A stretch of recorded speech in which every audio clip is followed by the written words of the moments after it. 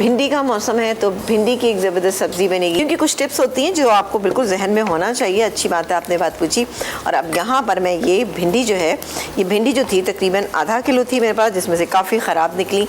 और उसके बाद मैंने इसको बाकी को इसको मैं फ्राई करी। ठीक है, इसके अंदर हमने प्याज डाल दी, हल्की सी प्याज जब फ्राई हो गई तो मैंने टमाटर डाल दिए।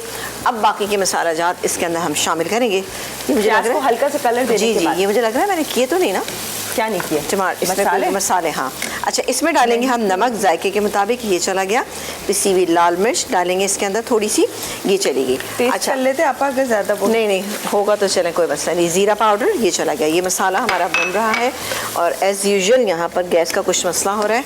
ठीक है जी, ये हो रहा है। जैसे ही हो जाएगा मसाला भुनेगा तो ये मैं भिंडी इसमें डाल के मैं इसमें दम कर दूँगी। ये कलौंजी है मेरे पास, ये वैसे डालनी लास्ट में थी बट मुझे अभी डालना पड़ रही है।